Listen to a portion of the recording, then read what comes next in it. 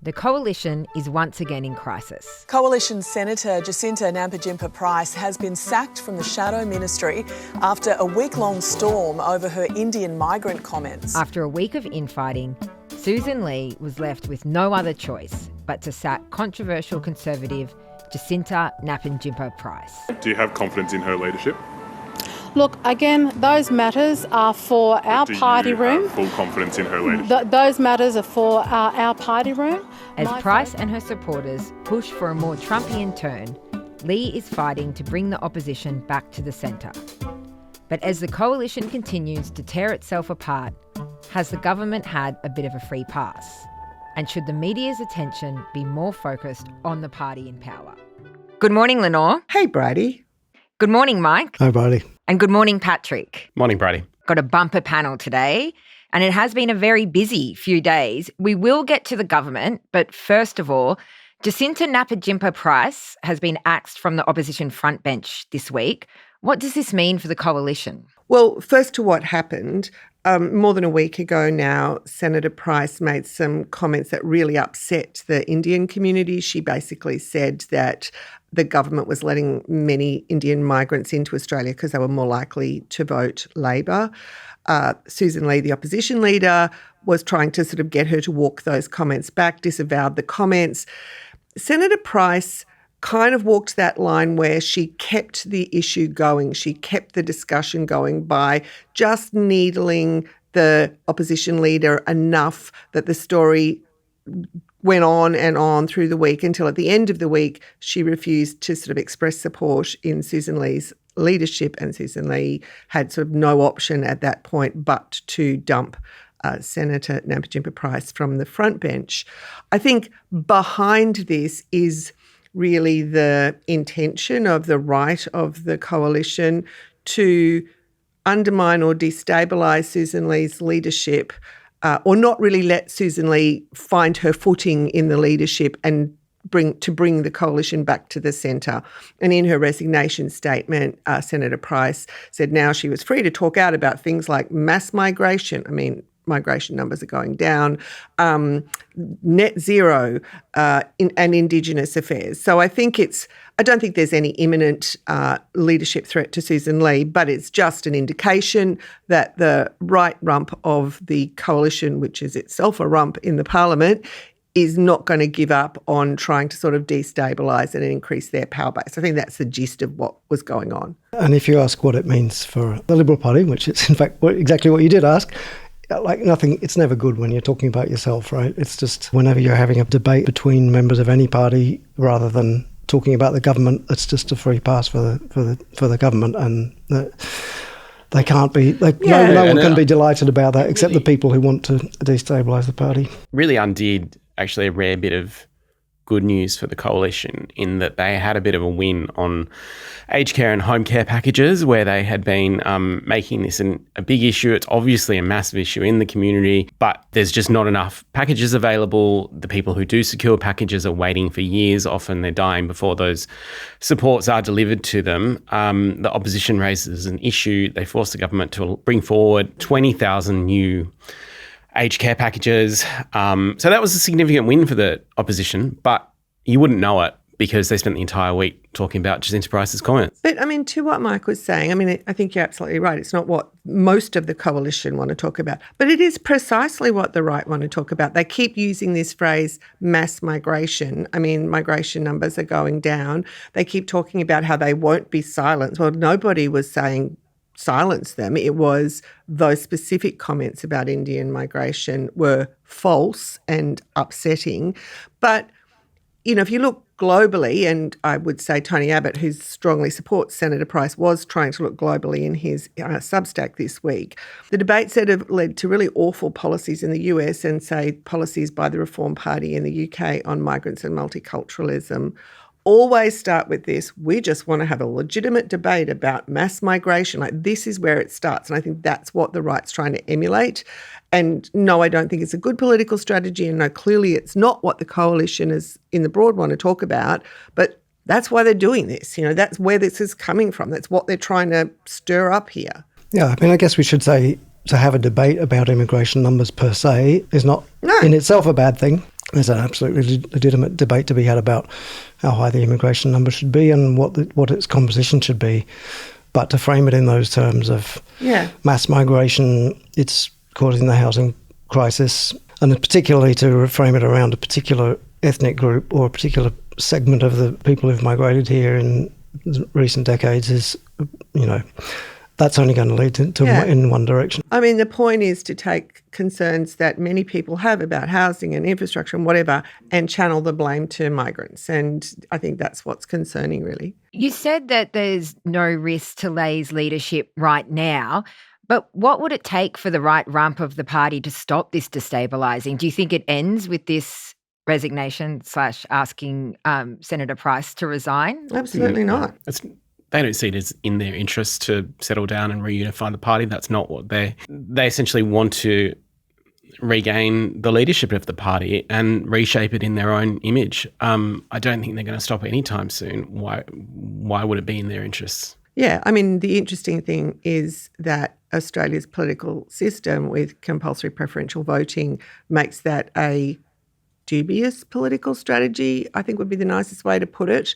Whether the Liberal Party or the coalition can stay together while it's being pulled in such violently different directions by the different wings of it is another whole question, and it will play out. But what I meant was I don't think nothing is going to happen imminently, I wouldn't have thought. It does feel like, in contrast to the UK and certainly the US, they're succeeding in tearing their own party apart more than in generating this kind of groundswell of unpleasant views that is upsetting the whole political system, as it seems to be in the UK at the moment, where it's come right into the mainstream and Reform is leading in the polls. But here, so far, they're doing disastrously in the polls. They did disastrously in the actual election, and dividing the party doesn't seem to help in that respect. But you wouldn't want to be complacent about it, but it doesn't seem to be quite on the same trajectory. Yeah, and the things that have always been automatic stabilisers here, like our voting system, like a still existent social safety net, are probably getting more stable, if you like. Like there's some changes to housing policy, inflation is coming down, interest rates are coming down. So the things that have caused legitimate grievance and concern in the community are to an extent ameliorating. So I think that also kind of takes the heat out of the whole thing. It's not just been a chaotic few days for the coalition, it's really been a chaotic few months. Do you think that has meant less scrutiny on the Albanese government? You're right, it has. Yeah, absolutely. I think the government, Anthony Albanese's whole strategy is to move carefully and take the country with him, and, that's a valid strategy. But governments need to be scrutinised and held to account. And like Mike said, when this coalition is spending all its time and energy, fighting over the spoils of loss, they're not doing that. Pat pointed out one issue, one time when the opposition, the Greens and the crossbench united to force the government to do something that you could argue was quite good for the community, but that's a sort of a single shining light and there's so many things coming up where, to my mind, the government needs to be held to account. For example, a whole lot of really critical decisions in climate policy, and the Greens are there and the Teals and the crossbench are doing the best that they can, but the opposition's kind of vacated the field. It does seem like we're facing a situation where the opposition becomes de facto the crossbench and the Greens, because they are the only ones, pursuing the government over things like environmental law reform and other areas of the FOI regime and so on. It doesn't feel at the moment that the Liberals are really in the game. Particularly with the climate targets debate coming up, where there is ample scope to criticise the government, is that's a terrible issue for Sussan Ley at the moment, while she hasn't even got a policy on it. Like, they're having this review on whether they want to support net zero or not, or what their climate policy should be. Currently, they don't have one, which is kind of okay, because they can say, well, we're having a review. But as soon as they do, well, A, that doesn't give them much ground to criticise, to hold the government to account. But B, once the review's finished and they actually do have a policy that's going to make lots of people in the party unhappy, regardless of what the outcome is, it doesn't put them in a better position, if anything, a worse one on that specific issue. Yeah, we have this ridiculous situation where in Parliament we had the government prioritising Barnaby Joyce's bill on net please zero talk to about talk it. about it. But what that means is the cost of that is actually the crossbench are pointing out we have climate bills that we want to put forward. The government has a huge amount of work to do in this area, and they're not doing it because they're like just waiting and willing the coalition to implode further. Well, they are doing it to an extent. Yeah. It really does show the wider consequences of a chaotic opposition. Obviously, it is also the media's job to keep the government to account, but this Labor government has been accused of making it harder for journalists to access information. Just going to those FOI changes that were referenced, Tim Wilson called them a truth tax. Do you think that's a fair characterisation? Well, it's a petty phrase, but I think there is a legitimate question there. I mean, the government said it was all for transparency and accountability, and freedom of information will sound a bit arcane, and I hope listeners will stick with us through this because it really is important. This is a way that we can apply to get information from the public service and the government on whole range of things. And over the years, FOI laws have been used to tell really important stories. The laws the government have brought in, the thing people really concentrated on the most, I guess, was a small charge for applications. And the government said that's because they're getting inundated with applications from bots. I don't actually think that was the most egregious thing about it. The most egregious thing was that they have really expanded the reasons for which they can just tell us to get lost, effectively. It's very difficult to use it and get something useful back. Like most often you get back a document that says, dear so-and-so, and then it's all blacked out for like however many pages, and there's yours sincerely, the Prime Minister or whatever. Like it is very, very hard to use it for the purpose that it was set up. And the detail of these changes is just going to make it even harder to use it for the purpose it was set up. And the import of that is that it makes it harder for us to hold the government to account, refer previous discussion. I think one of our reporters once referred to it as like waving pixie dust all over these requests that, cabinet in confidence was just a reason that the government could sort of, use to avoid releasing documents they didn't want to.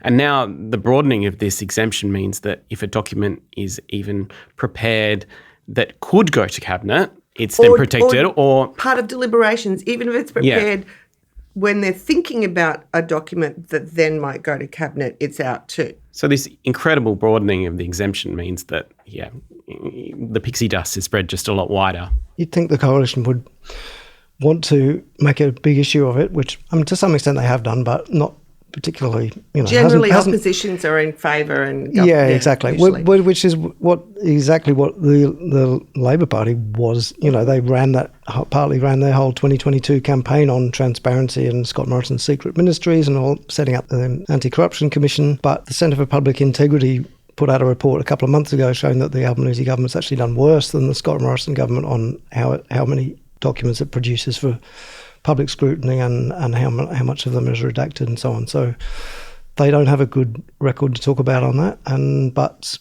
other than, David Pocock and some other crossbenchers and Rex the Greens Patrick and Rex Patrick, there's not much being... Well, to be fair, Tim Wilson as well. But, that didn't make much headway on that. So how do we make sure we get the balance right in our reporting? Obviously, the opposition tearing themselves apart is a news story. But how do we make sure that we're holding the government accountable during what looks like it's going to be a long period of power for Labor? I mean, it's a constant balancing act, isn't it? Like this week, we did have to report on Senator Price and Sussan Ley and the back and forth and what the people in the coalition were saying and whether she should apologise and et cetera, et cetera, et cetera. When someone gets dumped from the front bench of any party, that is a story. However, it was a sort of almost a confected story to draw attention to these confected idea of mass migration being the biggest issue in the world. And I think we have to be careful to not be thrown off course from what you think are the most important issues by those sorts of stories that are really brought to the fore for political purposes, not really public policy purposes, not really because anything has factually changed about the debate, but in order to sort of highlight an issue for political advantage. And I guess too, trying not to forget about things that maybe the government would rather we didn't talk about, issues that have gone quiet, like the gambling ad legislation, those kind of issues which may not be like top of mind for everyone, but should be the role of opposition to keep bringing up and and putting the government under pressure on, obviously, housing affordability much more in the public eye. But again, the state of the university sector, all these kinds of things where they're not like sort of, knock yourself out news stories suddenly breaking into the agenda, but there's ongoing really big undercurrents issues, of everything all the time, and we have to keep making sure they don't get completely forgotten about. And I think also we need to keep the focus on what it means for people as well. So changes to the NDIS are a really good example, how that's going to affect people with young children who need support. For example, the inadequate level of the job seeker payments still, that is an ongoing issue, which is not in the national debate currently, but is an important issue nevertheless. So I think maintaining the focus on big policy changes and things that are going on in federal parliament is important, but also focusing on what it means for people on the ground as well. And now it's time for what we can't get out of our head. What was that for you this week, Lenore? For me, it was a story by our health reporter, Natasha May, that we published last weekend, which showed through a whole series of documents that the New South Wales Environment Watchdog sat on a report for 4 years, which linked elevated levels of lead in children's blood to current mining. And what was really interesting was the sort of back and forth between managers and bureaucrats about why they were sitting on it and how they would release it, which was really because of the concerns of the mining companies. But one of them wrote that they would release it very quietly. And when we say release, we mean quietly load it onto the Lead Smart website and not tell anybody. Wow, very relevant on why transparency is important. And Patrick, what about you? What can't you get out of your head? I really liked a story from Jonathan Barrett, our senior business editor, who wrote about Tim Wilson. Now, he's got a unusual kind of financial product which he's had for a while, since COVID, which is actually a short position or a bet against the Australian share market. Now, he says he got that as a hedge to balance his portfolio during the time of COVID, where the economy was looking pretty shaky. And people use that as part of sort of a risk management tool, I guess. So there's nothing wrong with doing this, but it's quite unusual for a senior politician to take a big bet that the Australian economy and the share market is essentially going to tank. And he's held on to that for since COVID. And he said, look, I got it originally during COVID, but I kept it because of the poor economic policies of the Albanese government. But really, when we look at it, the share market's actually done pretty well recently. So all the analysts say he would have lost a fair bit of money taking a big haircut from that investment. So maybe placed a bet for Australia rather than against it. A great exclusive from Jonathan. Mike, what can't you get out of your head this week? Well, of course, I always love an election, and I love European elections. And the piece that caught my eye this week was about the Norwegian general election, which happened on Monday, I think. But this was Did you stay up? I didn't stay up, no. In fact, I only just checked what the result was just now.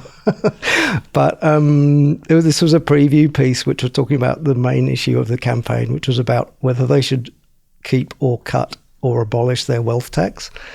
And just in the light of the conversations we've just been having about Australian, UK and US and other countries' politics, it seemed like the most luxurious issue you could have a general election campaign about. It was like they're so the Norwegians are so wealthy, but they're generally, like as a society, not necessarily as individuals, but their billionaires are threatening to leave the country if they maintain the wealth tax, which is currently at 1% or 1.1%, depending on how much wealth you have. But anyway, it seemed like a lovely position to be in, to be discussing that. Can you imagine the reaction here? Even the words of wealth tax. Well, exactly. I guess that's what happens when, generally in a community, when you invest the profits of fossil fuel exports for the common good, maybe. Yeah. And I can report that Labor won the election and the wealth tax will remain where it is for the moment, I think. Thank you for that, Mike Ticher special report. Thanks, Bridie. Thank you, Mike. Thanks, Bridie. And thank you, Lenore. Thanks, Bridie.